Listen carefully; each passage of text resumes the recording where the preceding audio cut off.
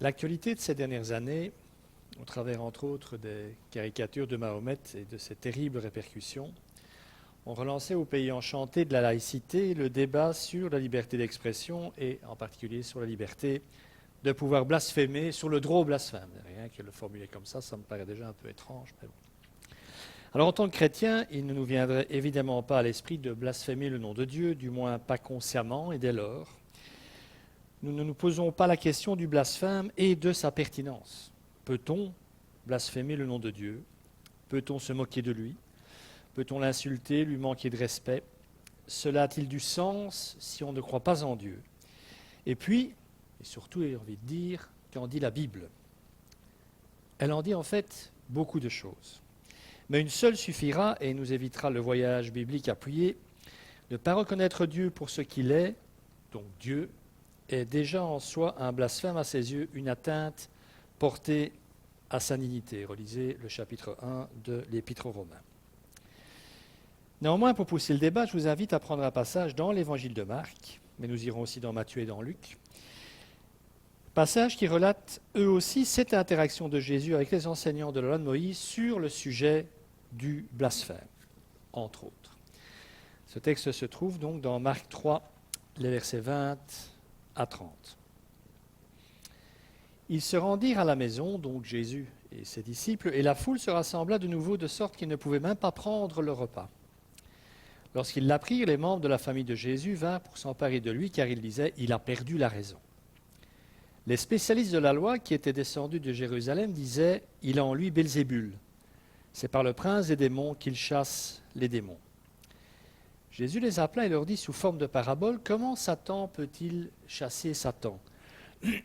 Si un royaume est confronté à des luttes internes, ce royaume ne peut pas subsister. Et si une famille est confrontée à des luttes internes, cette famille ne peut pas subsister. Si donc Satan se dresse contre lui-même, s'il est divisé, il ne peut pas subsister, c'en est fini de lui. Personne ne peut entrer dans la maison d'un homme fort et piller ses biens sans avoir d'abord attaché cet homme fort, alors seulement il pillera sa maison.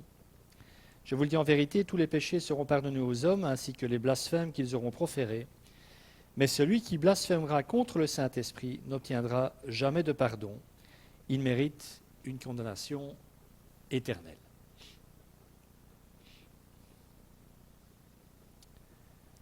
Nous connaissons ce texte, je pense, qui suscite, disons-le, de nombreuses lectures et interprétations. Et en règle générale, quand on lit ce texte, notre lecture se concentre, voire anticipe justement la problématique du blasphème. Comme si ce texte n'avait que ça à nous dire. Le fameux blasphème contre le Saint-Esprit. Nous chaussons donc en quelque sorte nos bottes de 7 lieues théologiques et nous sautons directement vers cette dimension du blasphème qui nous fait peur, peut-être, nous intrigue, et en tout cas, j'espère, nous interroge.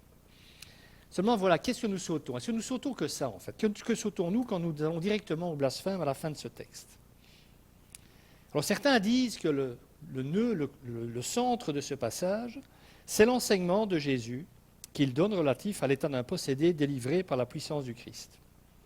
Et en plus, dans le parallèle de Luc, de son état, de cet état de possédé, qui ne l'est plus parce qu'il a été purifié de la présence démoniaque par le Christ et qui, ne remplissant pas sa maison, donc son cœur avec le Christ, avec la présence du Christ, ben son état devient pire que le précédent puisque le démon en question qui a été chassé va chercher 7 autres démons pires que lui et les ramène dans la maison du gars en question.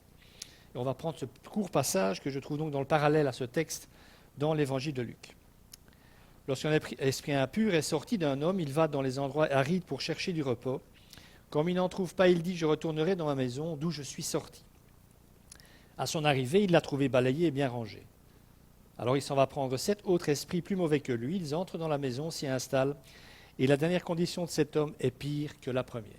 Autrement dit, quand je dis que nous sautons pour aller au blasphème, est-ce que nous sautons simplement un cours de démonologie? Est-ce que le but de Jésus ici, c'est de nous faire un cours d'exorcisme? Je pense à titre personnel que ce que Jésus veut enseigner ici est bien plus fondamental que ça, même si malheureusement les possessions sont encore une réalité de nos jours. Jésus va aborder ici la problématique du mal. Mal qui est à l'origine de toute injure faite à Dieu, mais pas seulement, injure aussi faite à l'homme qui est créé à son image. Il n'y a donc pas que Dieu que l'on peut insulter et blasphémer. Rappelez-vous l'avertissement que notre Seigneur donne dans le Sermon sur la montagne. Je vous dis, tout homme qui se met en colère contre son frère mérite de passer en jugement. Celui qui traite son frère d'imbécile mérite d'être puni par le tribunal, et celui qui le traite de fou mérite d'être puni par le feu de l'enfer. Notre passage de Marc, que nous avons lu, et ses parallèles en Matthieu et Luc, est probablement l'un des plus explicites sur des questions telles que qu'est-ce que le mal? Quelle est sa place dans ma vie, dans celle de l'autre, dans le monde? Où le trouve-t-on? Où loge-t-il? Peut-on le combattre? Et si oui, avec quelles armes? Alors vous admettrez sans doute avec moi que ce n'est pas rien, et que nous aurions donc tort d'éluder ces questions puisque Jésus veut y répondre. Le centre de ce qu'il dit est cette parole. Comment Satan peut-il chasser Satan? Comment le mal pourrait-il chasser le mal? Les scribes accusent Jésus de pratiquer la délivrance en utilisant une source démoniaque. Et Jésus répond de sa manière habituelle, très directe et non polémique, ce qui n'était pas très rabbinique. Comment Satan peut-il chasser Satan? Alors rien que de la formuler comme ça, vous avez compris, la réponse est claire. Satan ne chasse jamais. Satan, le mal, ne chasse jamais le mal. Alors bien sûr, et c'est ce que Jésus dit, un royaume peut être effectivement divisé. Ça s'est déjà vu au cours de l'histoire. Une famille peut l'être aussi, à commencer par celle de Jésus, dont les membres pensent qu'il a perdu la raison. Mais ce n'est pas le cas du royaume de Belzébul, car notre monde témoigne tous les jours de ce que le royaume du mal n'est justement pas divisé, et que sa fin sera actée si c'était le cas. Les royaumes du monde divisés finissent par disparaître de par leur division, c'est ce que nous préparent nos politiques pour 2024, mais ce n'est pas le cas du royaume dont nous parlons. La réponse de Jésus tente de manifester aux scribes à quel point leur remarque est une absurdité. Que deviendrait le royaume de Satan si celui-ci aidait Jésus à chasser ses propres créatures?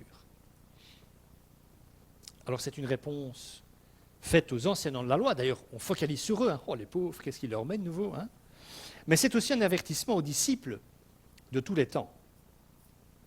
Les adversaires de Jésus sont appelés à ne pas dire de bêtises, mais les disciples sont appelés à ne pas se leurrer ou se bercer d'illusions. Satan ne chasse jamais Satan.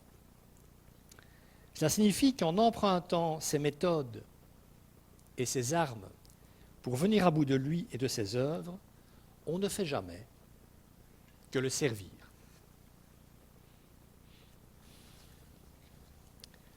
Et c'est justement là son caractère diabolique, sa damnée intelligence et surtout sa puissance démoniaque.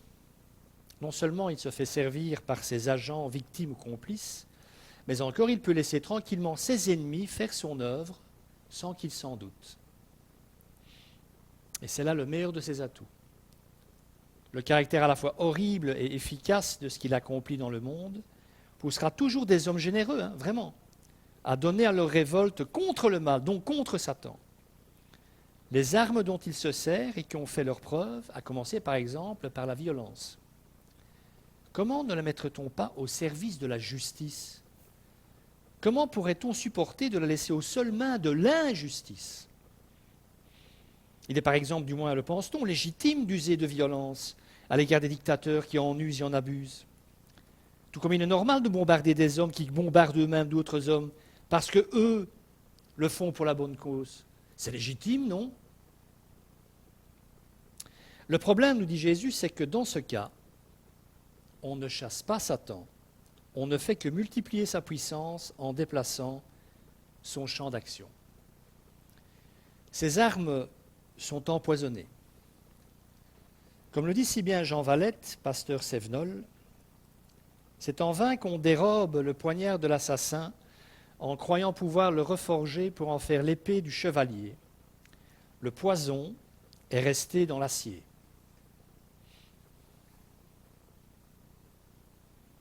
Rappelons-nous la réaction de Jésus lorsque l'un de ses disciples, quand on vient l'arrêter, sort son épée, dégaine son épée pour le protéger, pour lui venir en aide. Vous vous rappelez de cet épisode? Y avait-il plus noble cause que celle-là pour utiliser le glaive de la justice? Pourtant, la réponse de Jésus est cinglante. Remets ton épée à ta place, car tous ceux qui prendront l'épée mourront par l'épée.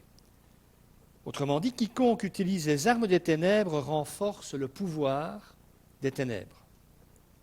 Et dans ce cas, le logis dont on a chassé le démon se trouve habité par un démon renforcé et plus fort que jamais. Satan ne chasse jamais Satan, le mal ne chasse jamais le mal. Continuons et prenons le verset 27 de notre texte dans Marc. Personne ne peut entrer dans la maison d'un homme fort et piller ses biens sans avoir d'abord attaché cet homme fort, alors seulement il pillera sa maison. Personne, dit Jésus, ne peut venir à bout des œuvres de Satan ou de ses serviteurs, sinon en triomphant de Satan lui-même. C'est en passant une réponse aux scribes et à leur affirmation, bien sûr. Ils auraient dû arriver à la conclusion que seul celui qui est capable de lier l'homme fort, justement, peut arriver à le priver de ses biens. Satan, c'est l'iskouros dans le texte grec, l'homme fort de cette courte parabole. Et depuis le temps, tout le monde devrait le savoir. C'est l'homme fort au sens absolu. D'ailleurs, le mot homme n'apparaît pas dans le grec, donc c'est donc le fort. Ce qui veut dire qu'on ne joue pas au plus fin avec lui, on ne se livre pas au vol dans son domaine, il est trop fort pour ça. On ne pille pas sa maison pendant qu'il a le dos tourné. On ne viendra à bout de ses œuvres qu'en le liant, lui, d'abord.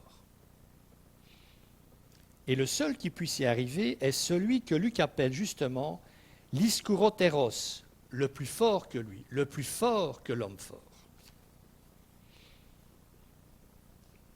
On ne peut s'attaquer aux œuvres de Satan qu'en s'attaquant d'abord à lui.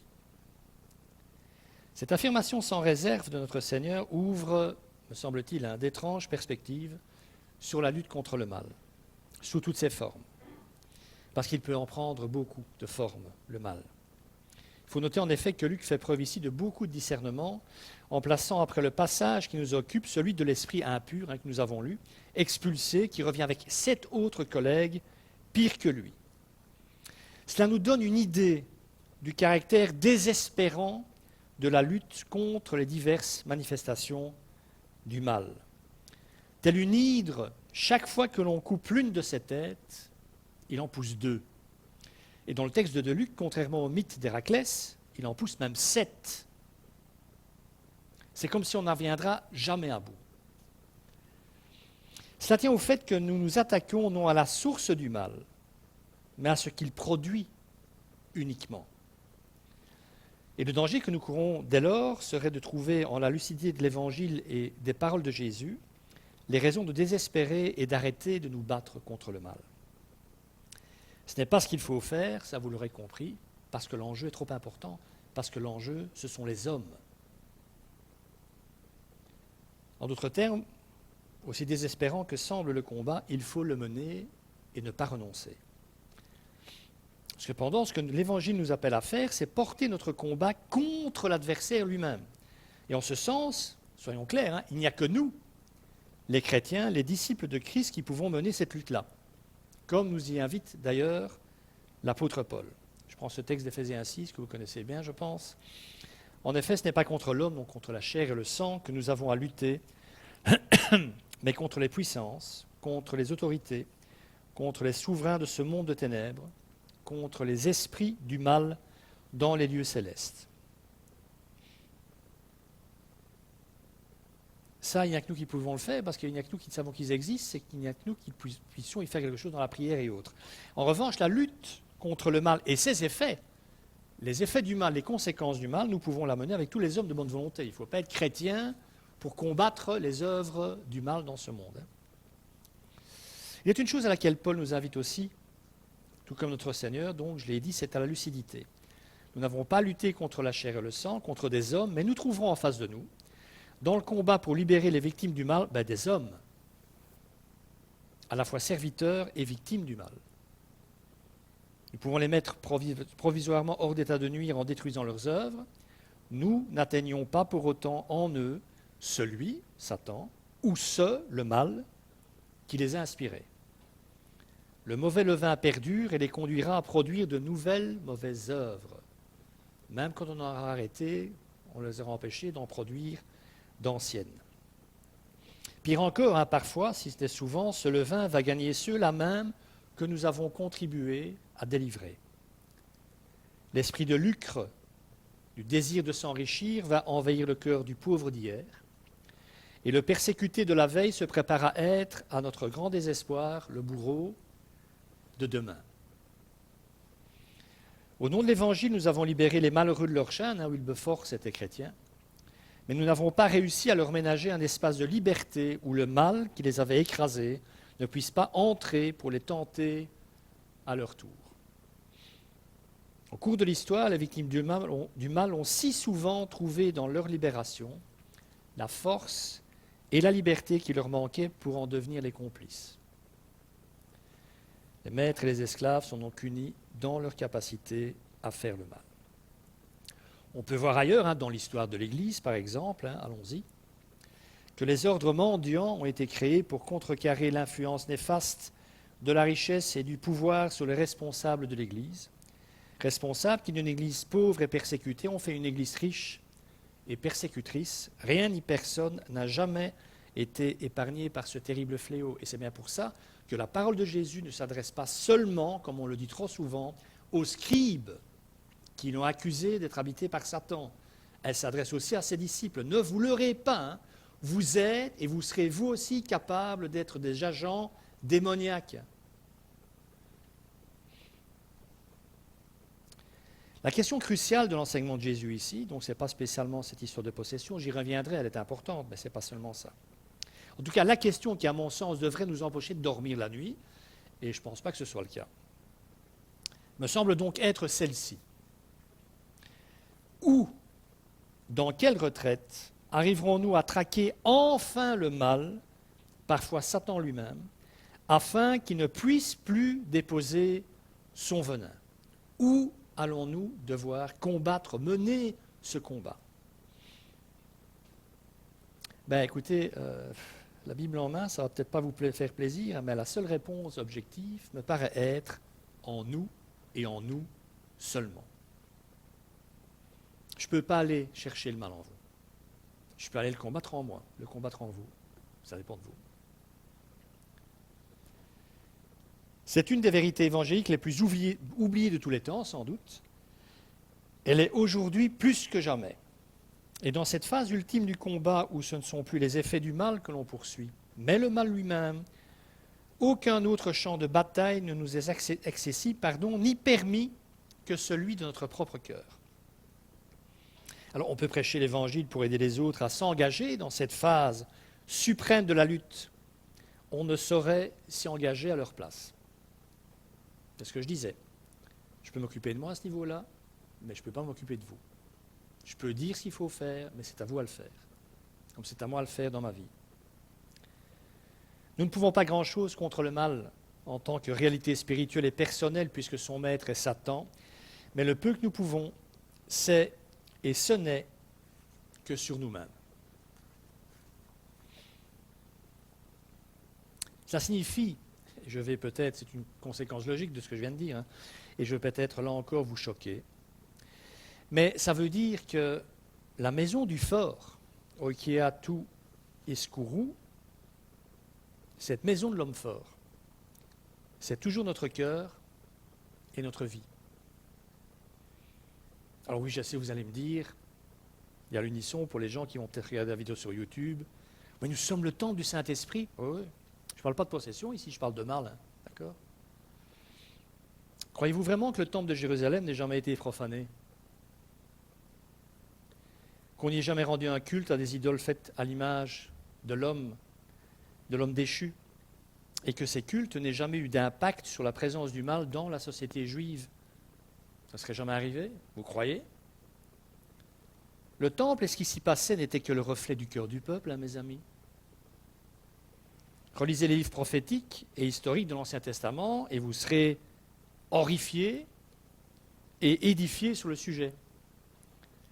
Et pourquoi croyez-vous que Paul dise de ne pas attrister l'Esprit Saint qui est en nous, si ce n'est parce que l'Esprit de Dieu doit parfois cohabiter dans notre cœur avec le mal qui s'y trouve et que nous commettons? Il est tellement plus facile de situer le mal sur la planète Mars ou dans le cœur des autres.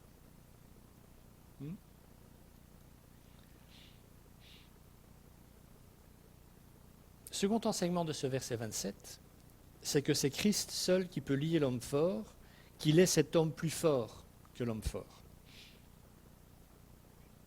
La conscience que c'est dans notre cœur que cet homme fort a élu domicile, si pas en personne du moins son levain, est une expérience salutaire car autrement, je l'ai dit, nous situerons toujours le mal chez les autres. Mais l'autre erreur à ne pas commettre, et c'est ce que Jésus veut faire passer comme message aussi, c'est de compter sur nous-mêmes pour combattre le mal que nous aurons situé à juste titre dans notre cœur. C'est bien de le faire, ça c'est le début, c'est très bien. Mais n'allez surtout pas croire que vous en serez quitte par vous-même et par vos propres forces.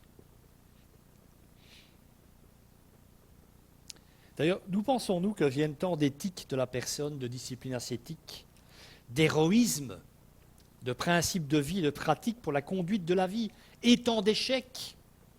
Pourquoi croyez-vous que c'était des hommes, des chrétiens dans les premiers siècles, et encore aujourd'hui, se livrent à tant d'exercices spirituels ascétiques pour venir à bout du mal? Ne nous trompons pas, c'est bien là, dans cette phase-là du combat, que Satan se révèle comme l'homme fort. Il ne va pas lâcher.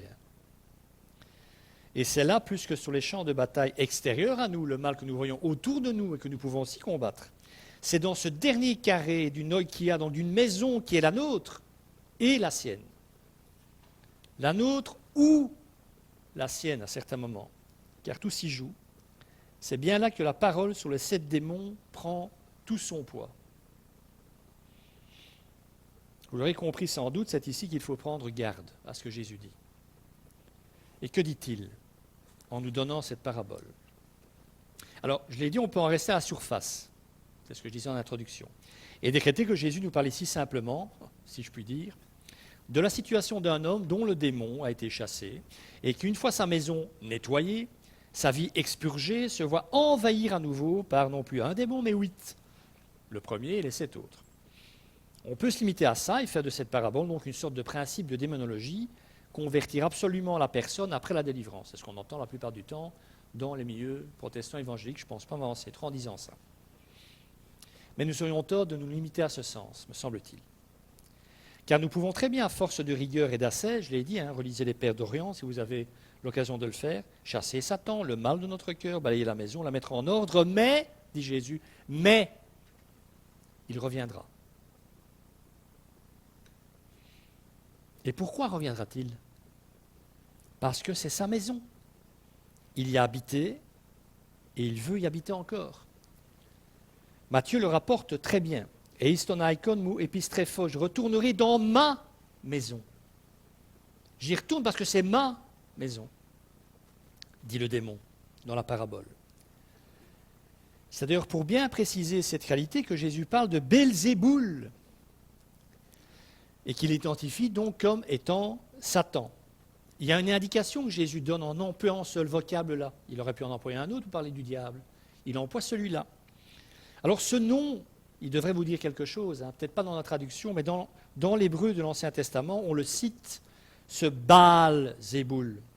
C'était un dieu d'Écron. Alors Écron, ça ne vous dit peut-être pas grand-chose. En fait, c'était une des 5 villes philistines, un des 5 duchés philistins sur la côte méditerranéenne à l'ouest d'Israël.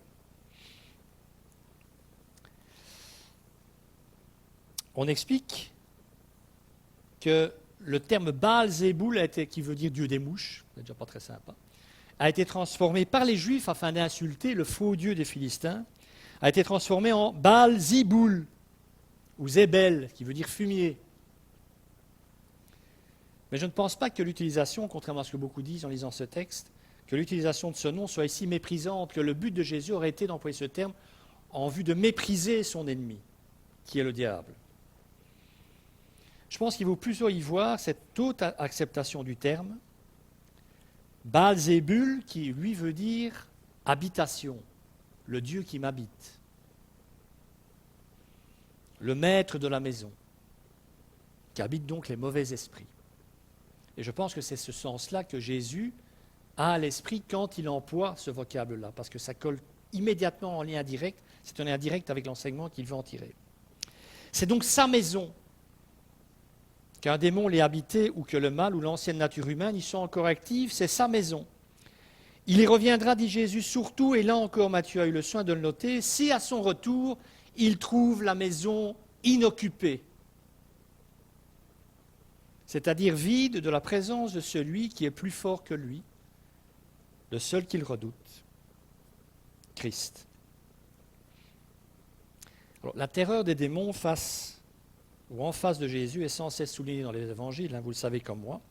Leurs insultes et leurs supplications n'en sont que les signes. En fait, c'est qu'ils ont trouvé leur maître, non pas celui qui détruit leurs œuvres, mais qui ligote leur prince. Ce n'est plus comme avec les exorcistes, le royaume du mal qui est menacé à tel endroit ou à tel autre. C'est le règne du prince des démons qui est pour la première fois mis en question et dont on peut se demander, sans ironie cette fois, s'il va tenir, si la fin n'est pas là, puisque l'homme qui est capable de détruire le démon lui-même, le diable lui-même, est bienvenu. Et cette maison laissée propre mais vide, j'y vois le côté ténébreux dans l'histoire de la lutte contre Satan. J'y vois justement ce qu'il arrive quand nous prétendons combattre seuls. Quand la maison de notre vie, balayée et ornée par notre héroïsme moral et religieux parfois, demeure par la faute de notre vanité ou de notre légèreté, parce qu'on n'y prend plus attention, demeure privée de la présence de celui qui a lié l'homme fort. Quand l'Esprit Saint est attristé, devinez la maison de qui ça redevient. Alors, il est vrai que dans Marc, on l'a vu, Marc ne rapporte pas la parabole en question des 7 esprits pires que le premier qui revient dans la maison. Pourtant, lequel d'entre nous, à la lecture du texte de Marc, n'entendrait pas résonner la propre expérience de Jésus Il parle en connaissance de cause. Les tentations, il connaît. C'est l'affirmation ferme et tranquille à la fois de celui qui se souvient des combats singuliers et quotidiens qu'il a menés et remportés contre son plus vieil ennemi. Car n'oublions pas que Satan était actif dans sa lutte contre Jésus durant tout le temps de sa vie. Parfois explicitement, parfois de manière détournée en utilisant ses serviteurs complices ou non, et même depuis l'origine du monde, il est son ennemi. Alors que la deuxième personne de la Trinité ne se situe encore qu'au sein de la périchorèse, au sein de l'amour présent dans la Trinité. Il est donc crucial que nous comprenions que ce combat contre l'homme fort n'est pas le nôtre, mais le sien. Et même quand c'est nous qui sommes attaqués ou qui soyons téméraires, soyons fous, passons à l'attaque contre le mal, c'est encore le combat de Jésus et c'est Jésus qui doit le mener. Il n'y a qu'un ischorotéros qui est plus fort que l'homme fort, donc. Et ce n'est que s'il est dans notre maison que l'autre, s'il revient, sera vaincu. Il reviendra, de toute façon il reviendra. Mais il sera vaincu, il n'aura plus rien à faire en nous, justement si le Christ y est dans toute sa puissance et dans toute sa présence. Autrement dit, ici, Jésus ne nous donne pas un exemple. Il nous rappelle qu'il est le Seigneur. Ce confirme d'ailleurs Matthieu et Luc en citant cette autre parole de Jésus à la fin de la parabole de l'homme fort. Et je vous lis ce verset. « Celui qui n'est pas avec moi est contre moi, et celui qui ne rassemble pas avec moi disperse. » Continuons. On va prendre les versets 28 à 30. « Je vous le dis en vérité, tous les péchés seront pardonnés aux hommes ainsi que les blasphèmes qu'ils auront proférés. Mais celui qui blasphémera contre le Saint-Esprit n'obtiendra jamais de pardon. Il mérite une condamnation éternelle. » Jésus parlait de cette manière parce qu'il disait « il a un esprit impur ». Nous avons ici la réponse à notre question du début. Peut-on blasphémer le nom de Dieu ? La réponse est oui. Mais il pardonne. Et nous verrons pourquoi, du moins à mon sens. Par contre, il est un blasphème que Dieu ne pardonne pas. C'est le blasphème contre le Saint-Esprit. Alors, il est peu de passages du Nouveau Testament qui aient autant tourmenté les chrétiens. Du moins, je l'espère, que c'est encore le cas aujourd'hui. Alors, une question me vient à l'esprit pour commencer. En quoi le blasphème contre le Saint-Esprit se distingue-t-il du blasphème contre Dieu, donc contre le Père et le Fils? Il doit y avoir une différence. C'est ce que Jésus dit, je suis désolé. Quelle différence peut-il bien y avoir entre le Père, le Fils et le Saint-Esprit quand on en vient au blasphème? Bien, cela tient sans doute à la réalité des choses et à la révélation que Dieu fait de lui-même. De tout temps, y compris les nôtres, l'homme a blasphémé. On blasphème le nom de Dieu, du Père, depuis des millénaires. Nous l'avons fait, sans doute aussi, lui réclamant des comptes à un moment, nous moquant de lui à un autre. Cela fait partie du péché d'ignorance. On blasphème ce qu'on ne connaît pas. On se moque de ce en quoi on ne croit pas. Ce péché-là, dit Jésus, est pardonnable. C'est d'ailleurs pour ce péché que Jésus prie son Père sur la croix. Père, pardonne-leur, car ils ne savent pas ce qu'ils font. Ils sont ignorants. S'ils savaient, ils ne le feraient pas. On peut en déduire ça.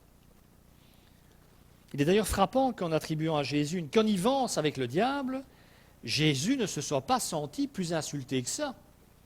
Il met en garde juste après, mais il n'a pas l'air de se mettre en colère pour ça. J'ai envie de dire, il n'a même pas l'air de leur en vouloir pour ça. Parce qu'ils ne savent pas non plus, ceux qui blasphèment le Fils, qu'ont-ils en face d'eux? Le Fils de l'homme? Ben oui, un homme, en somme. Comment pourrait-il savoir et comprendre qu'il y a ici plus qu'un rabbin, plus qu'un original, plus qu'un exorciste, plus qu'un prophète, qu'il y a Dieu lui-même? On l'a déjà dit lors de nombreux messages, la divinité de Jésus est voilée par son humanité. Et c'est la raison également pour laquelle il prie son Père de pardonner à ceux qui ne l'ont pas reconnu, à ceux qui ont combattu son message, à ceux qui l'ont crucifié. Il ne savait pas, il ne comprenait pas. En revanche, le blasphème contre la troisième personne de la Trinité, contre celui qui doit encore venir en ce monde et faire son habitation en ceux qui croient, est impardonnable. Pourquoi? Parce que le rôle de l'Esprit Saint est justement de révéler ce qui est caché, de rendre visible ce qui est invisible aux hommes. Autrement dit, la réalité de Dieu et de son Fils Jésus-Christ et de sa mission. C'est l'Esprit de Dieu qui donne une connaissance directe du Père et du Fils. Blasphémer contre l'Esprit, c'est blasphémer contre Dieu en tant qu'il se révèle. Car alors l'homme n'est plus aveugle. Il voit. Et c'est pourquoi alors, quand il blasphème, son péché, Jésus le dit en Jean aussi, dans l'évangile de Jean, est impardonnable. Et je cite ce verset dans Jean 9, 41, Jésus leur répondit, si vous étiez aveugle, ici aux pharisiens et aux membres du Sanhédrin, si vous étiez aveugle, vous n'auriez pas de péché. Mais en réalité, vous dites, nous voyons. Votre péché reste dès lors. Ce blasphème consiste ici dans le contexte à imputer l'œuvre visible de Dieu à Belzébul. Ce péché est donc, nous ne le cachons pas, éminemment grave.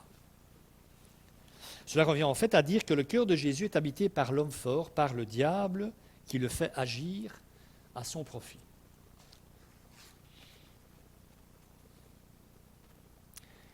Notre Seigneur peut donc exprimer cette parole, ce qu'il dit aux scribes, parce qu'en niant la réalité de la présence de Dieu dans la délivrance des êtres possédés, les blasphémateurs nient l'évidence de celui qui leur est révélé. Mais je rappelle que l'Esprit n'est pas encore venu. On a donc droit ici, dans leurs propos, à une transformation du bien en mal. L'enseignement de Jésus était un signe. Les guérisons miraculeuses en étaient un autre, et les exorcismes, voyez celui-ci, il commande même aux démons, en était le dernier et ultime signe. Il y aurait donc un péché qui ne puisse être remis. Alors, je pense que nous ne saurions aborder cette question sans nous en poser deux autres. Là, je vais m'impliquer un petit peu. Donc là, je vais faire comme Paul, dans certains textes, c'est moi qui dis. Vous direz que, non, celui, c'est toujours moi qui dis.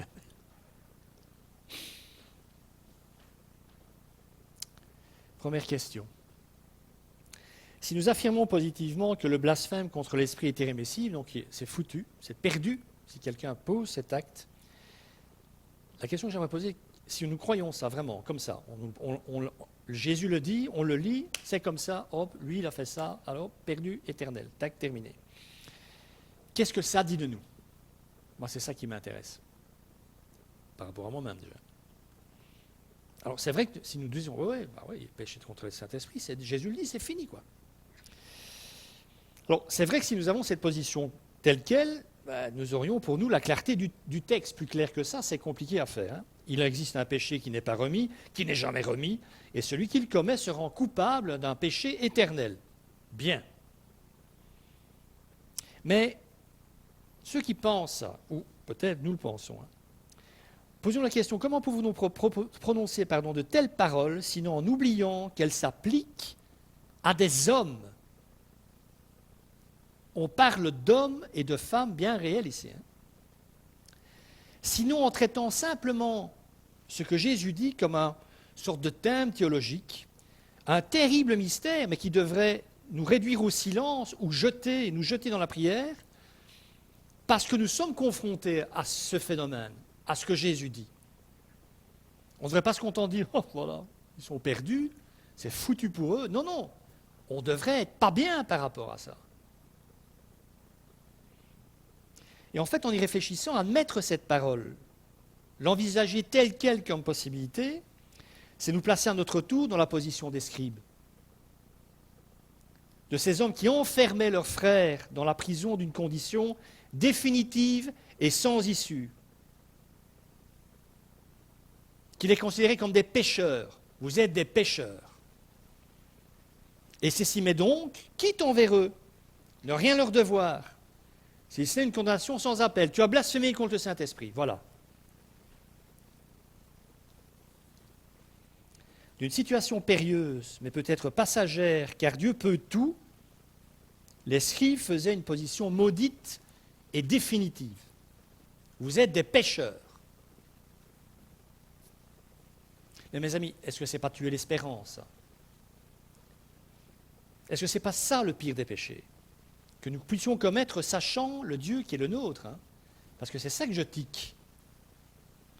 Que faisons-nous d'autre quand nous admettons qu'il y a un péché qui ne peut être remis qu'avoir la même attitude des scribes envers tous les gens qui ne pensaient pas, qui ne vivaient pas, qui n'avaient pas les mêmes conceptions qu'eux? Alors quelle chance, Bible en main, pour ce pauvre Lot et sa famille, qu'Abraham ne soit pas résolu à ce que son Dieu, qu'il avait appris à connaître, jette le bébé avec l'eau du bain à Sodome et Gomorrhe. Quelle chance qu'Abraham lui a dit, tu ne vas quand même pas faire ça, pas toi. Alors, bien entendu, encore une fois, nous pouvons nous contenter de répéter les paroles prononcées par Jésus.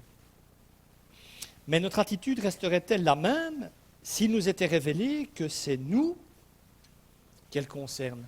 Vous êtes sûr de ne jamais avoir blasphémé l'Esprit Saint, vous?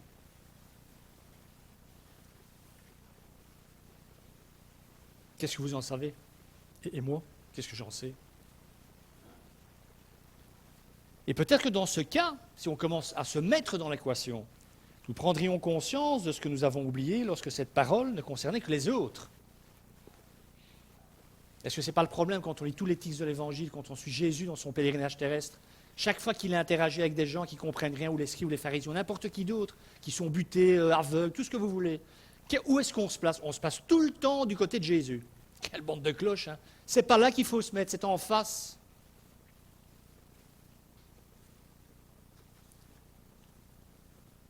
Mes amis, c'est la Bible, me semble-t-il, hein, elle-même qui nous apprend à nous opposer à de telles paroles, ou en tout cas à les accepter comme ça. Et on le fera à la suite, justement, je l'ai dit, d'Abraham, de Moïse. Ce peuple, j'en ai jusque-là, je vais le détruire. Moïse dit, tu ne vas pas faire ça, hein? Ben, enlève mon nom du livre de vie, mais laisse-les vivre. Hein. De Ruth, de Job. Tous ces hommes, qu'est-ce qu'ils ont fait, tous ces hommes que je viens de citer, ou ces femmes? Ils en ont appelé à la parole de Dieu, par rapport à une de ces paroles. Une parole prononcée, ils appellent à toute la parole. Et il nous dit surtout, ne taisez jamais votre angoisse, ni votre conscience, ne vous courbez pas sans un cri, au moins devant ce que vous ne comprenez pas. Le problème quand on lit ce texte et cette parole de Jésus, c'est que ça ne nous arrête pas. Je trouve ça normal qu'il y ait des gens qui soient comme ça, envoyés en enfer parce qu'ils ont blasphémé contre le Saint-Esprit. Voici alors la seconde question. Et c'est l'apôtre Jean qui amène sa pierre à l'édifice. Je prends ce texte dans la première de Jean. Si quelqu'un voit son frère commettre un péché qui ne mène pas à la mort, qu'il prie. Et Dieu donnera la vie à ce frère. Je parle ici de ceux qui commettent un péché ne conduisant pas à la mort. Il y a un péché qui mène à la mort, ce n'est pas pour ce péché-là que je dis de prier.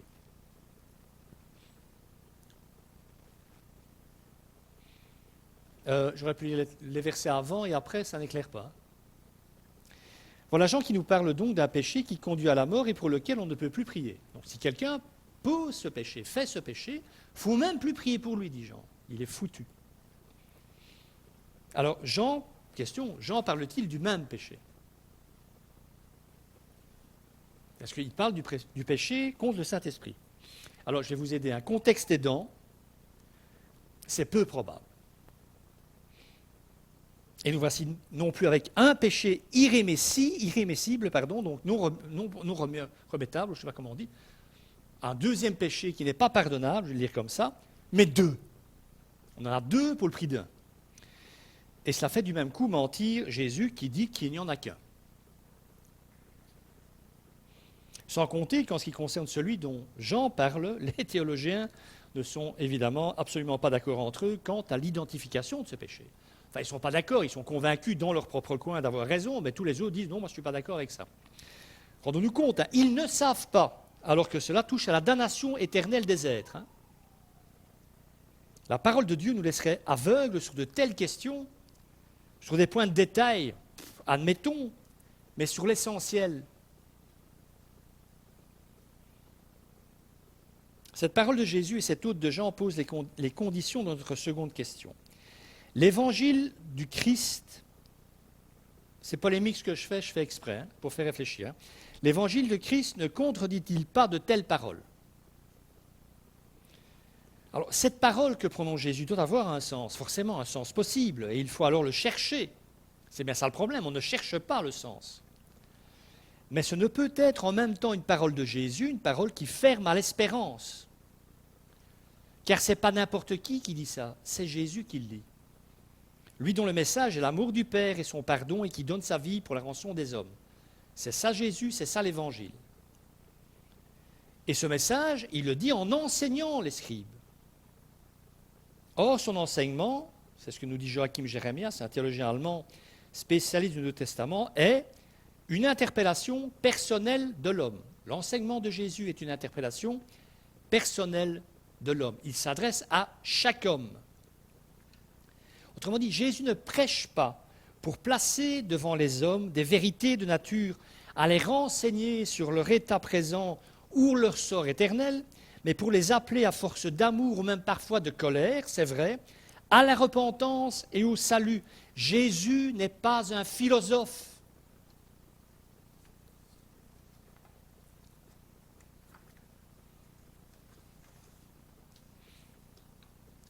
Cette parole concernant le blasphème contre l'Esprit, nous l'avons tous, je pense, entendu prêcher par des prédicateurs, moi compris à l'époque, à une époque de ma vie, qui contemplaient à travers elle leur salut à la lumière des flammes de la perdition des autres.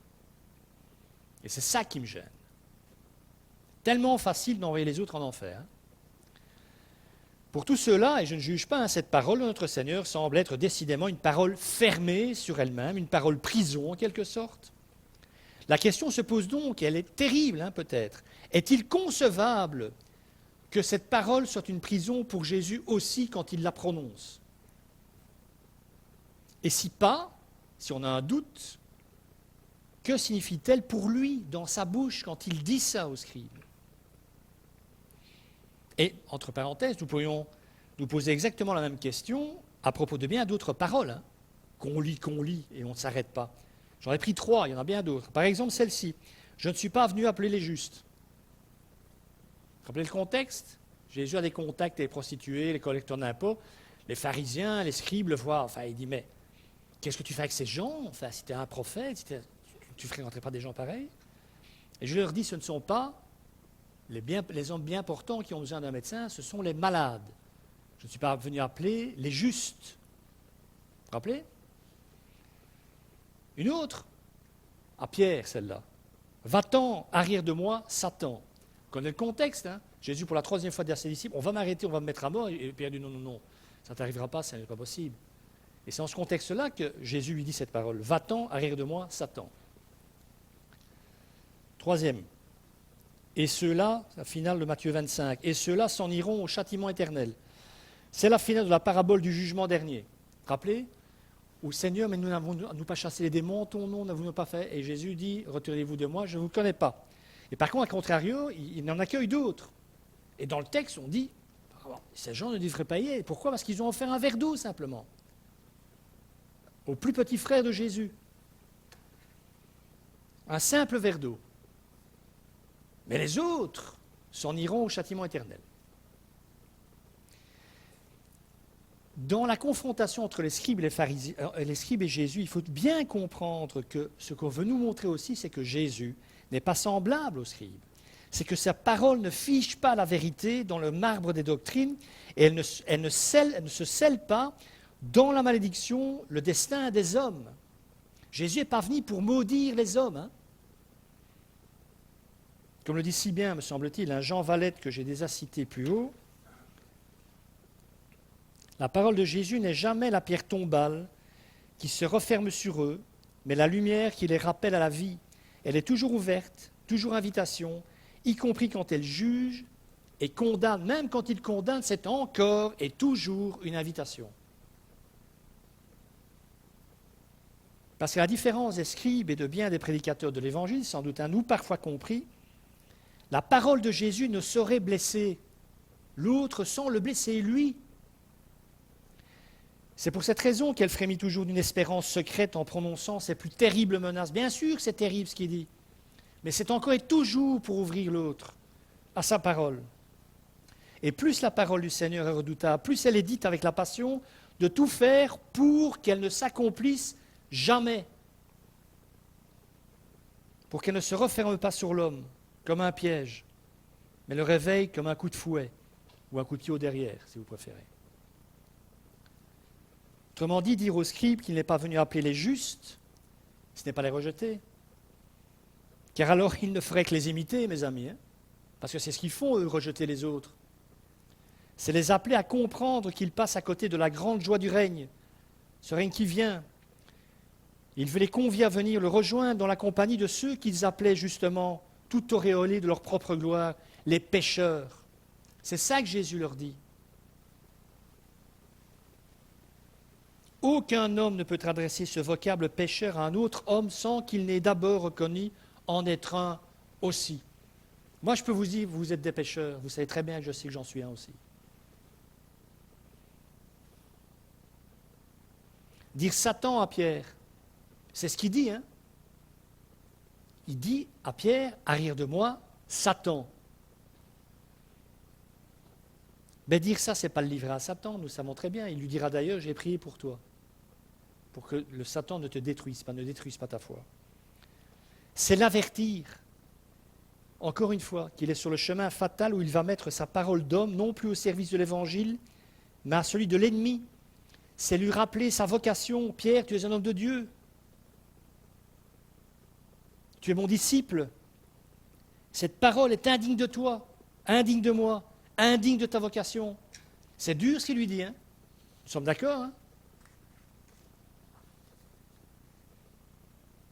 Cette troisième parole, et ceux-là s'en iront au châtiment éternel, ce n'est pas anticipé sur le jugement dernier, qui ne nous regarde pas, qui est une affaire entre le Père et le Fils, c'est avertir ceux qui se détournent de leurs frères malheureux. C'est le contexte de ce que Jésus dit en Matthieu, hein? En assumant peut-être en parallèle, hein, en même temps, ils s'occupent de personne.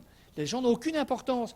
Mais dans le même temps, ils sont dans leurs devoirs religieux, etc. Ils font tout, ils sont zélés pour Dieu, ils vont à l'église, etc. C'est exactement ça le contexte. Hein. Et c'est pour ça que Jésus leur annonce cette parole. En faisant ça, en agissant comme ça, en vivant comme ça, ils se séparent de Dieu. Ils sont séparés de Dieu. On ne peut pas négliger les autres, on n'en a rien à foutre des autres, et se dire chrétien et se dire proche de Dieu, ça n'existe pas.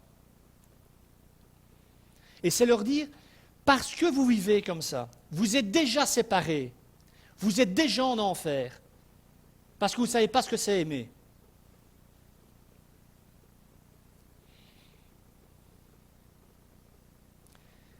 La pire des condamnations dans la bouche de Jésus n'est jamais une conclusion, mais un appel suprême à la repentance et au salut. Parler de péché sans rémission, ce n'est donc pas enfermer les scribes dans la condamnation définitive liée à ce péché, même si Marc, c'est vrai, hein, Marc semble près de le faire. C'est les avertir du caractère impardonnable de l'attitude qu'ils ont prise, et par cela même les appeler à y renoncer, à arrêter. Que faisons-nous d'ailleurs d'autre quand nous disons à quelqu'un « ce que tu fais est impardonnable » ? Je n'ai jamais dit ça à personne, vous. Mais vous avez bien de la chance. Qu'est-ce que d'autre sinon une tentative ultime d'éviter à notre ami de le faire ou s'il l'a fait, de continuer à le faire ? Qu'est-ce que l'on fait d'autre ? Combien de fois, à titre personnel, n'ai-je pas prononcé cette phrase face à un ami « ce que tu fais est inacceptable, c'est impardonnable ce que tu fais ». Et certaines de ces personnes l'ont fait malgré tout, hein, ça serait trop beau, ou on continue à le faire malgré tout. Et j'ai continué à dire ce que l'amour me commandait de dire. Toutes ces personnes, pour la plupart, font encore partie de ma vie. Car si je ne cautionne pas et j'avertis, parfois avec la passion que me permet l'amour, me semble-t-il, je n'abandonne jamais. Fatigant, hein, mais j'abandonne jamais. Je n'abandonne pas par rapport à moi, je ne vois pas pourquoi j'abandonnerais pour les autres. Hein. Et qui suis-je par rapport au Seigneur, franchement ? Que vous, mon amour, au regard du sien. Il abandonnerait là où moi je m'accroche ? Vraiment. Alors, à titre personnel, mon intelligence, parce que je pense que j'en ai une, se refuse une telle pensée et mon cœur ne peut absolument pas s'y résoudre.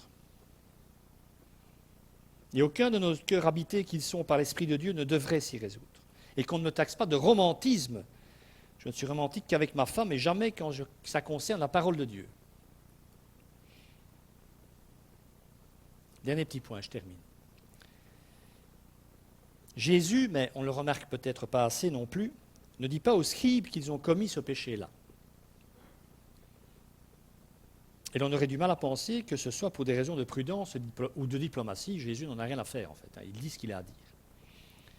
La forme impersonnelle que Jésus emploie dans les trois synoptiques, Matthieu, Marc et Luc, donc cette expression « celui qui pêche », « celui qui », « os » en grec, et les formes verbales qu'il utilise, pour l'anecdote, mais ce n'en est pas une, hein, subjonctif chez Matthieu et Marc et futur chez Luc, expriment un avertissement de portée générale, en même temps qu'une éventualité redoutable, certes, qui doit assurément faire réfléchir les scribes aussi bien que les autres, mais qui se distingue clairement d'une condamnation portée sur des personnes nommément désignées. Et encore une fois, dans le contexte, dans la chronologie de la révélation, de toute façon, l'heure de l'Esprit n'est pas encore venue. Cette parole terrible du verset 29 de l'Évangile de Marc ne tombe donc pas, me semble-t-il, sur les scribes comme une sorte de guillotine. Au même titre que celle concernant ceux qui se détournent de l'amour qu'ils doivent à leur prochain, cette parole se veut une parole d'évangile, on oublie ça trop souvent, hein. Une parole qui veut les mettre en mouvement, les faire sortir de leur certitude, afin qu'ils décident, car il est encore temps, ce qu'ils veulent faire. S'ils la saisissent comme un juste jugement, jugement posé par le seul juste qui soit, Jésus, alors cette parole ne sera pas leur condamnation et paradoxalement, le moyen ultime de leur salut. Ils doivent prendre garde, c'est vrai. Leur religion est au bout du rouleau, sur le rebord du gouffre. Car alors que la foule ignorante et à demi païenne se montre sensible à la puissance divine qui se manifeste dans l'expulsion des démons et s'ouvre ainsi à la lumière de l'Esprit Saint, eux, les gardiens de la révélation, ils ne voient dans cette œuvre de Jésus que l'œuvre du démon. Donc c'est clair qu'il est temps qu'ils se réveillent. Et c'est là qu'il faut comprendre que les évangélistes n'utilisent pas le mot signe, saméon en grec, pour parler des miracles, mais le mot dunamis. Le signe n'est pas donné pour que la personne croie, mais le miracle devient un signe lorsque la personne, par la foi, discerne quelque chose de plus grand que le miracle. C'est le cas des 10 lépreux, vous vous rappelez, guéris par Jésus, qui s'en vont au temple pour faire constater leur guérison par les autorités du temple, conformément à la loi de Moïse. Mais seul l'un d'entre eux est revenu vers Jésus pour l'adorer. Seul l'un des 10 a vu par la foi un signe dans le miracle opéré par Jésus. Le miracle ne devient un signe que par la foi. Pour que le miracle devienne un signe, il faut autre chose que le miracle brut. Il faut la foi. Mais ça dit quelque chose quand même des rapports avec les docteurs de la loi. Les docteurs d'Israël n'avaient donc pas la foi. C'est le sens de la grande majorité des paroles que leur adresse Jésus. Vous n'avez pas la foi. Qui l'avait en Israël à l'époque? Et c'est d'ailleurs ce qu'il leur dira en apothéose lorsqu'ils lui demanderont un signe pour qu'ils puissent croire. Vous vous rappelez de ça, hein? Quel signe fais-tu pour que nous croyions en toi? Et Jésus leur répond, il ne vous sera plus donné que le signe de Jonas, c'est-à-dire la résurrection. Mais la résurrection, elle nécessite la foi. Elle est un signe que pour ceux qui croient. Il faut la foi pour que le miracle devienne un signe. Alors, je termine en disant ça. Je reviens à notre texte de Marc. Concernant l'esprit, peut-on aller plus loin dans la résistance à l'esprit? Ne voient-ils pas qu'ils ont levé le pied pour le dernier pas qu'il leur reste à faire vers le gouffre? Eux seuls, désormais, peuvent répondre, mais, et c'est ça qui compte, ils le peuvent encore. Que le Seigneur bénisse sa parole. Amen.